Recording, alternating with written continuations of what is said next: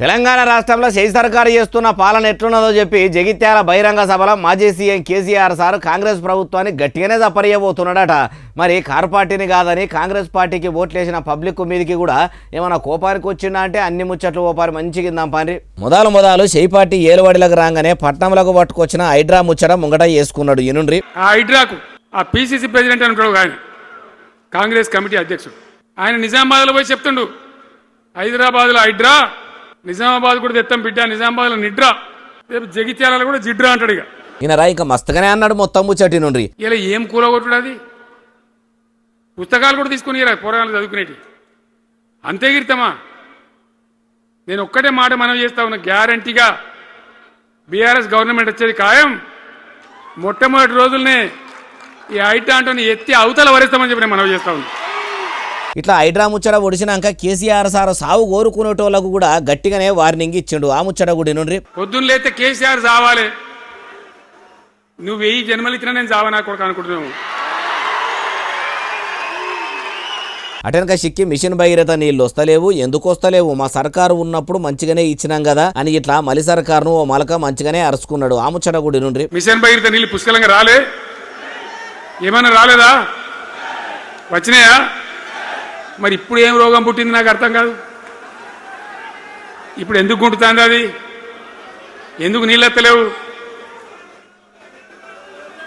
వస్తున్నాయా ఇప్పుడు? మరి ఏం చేయాలా? లాగులు వలగదాకా చంపాలే.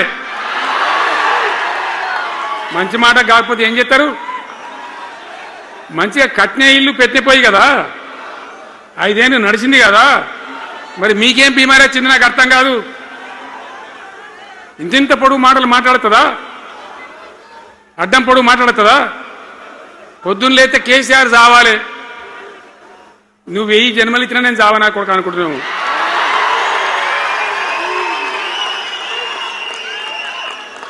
ఈయన ఇక మస్తుగానే అన్నాడు మొత్తం ముచ్చటి నుండి. లాగులు వలగదాకా చంపాలే.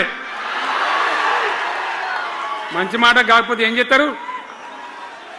మంచిగా కట్నే ఇల్లు పెట్టిపోయి కదా, 5 ఏళ్ళు నడిచింది కదా, మరి మీకేం బీమారీ వచ్చింది నాకు అర్థం కాదు.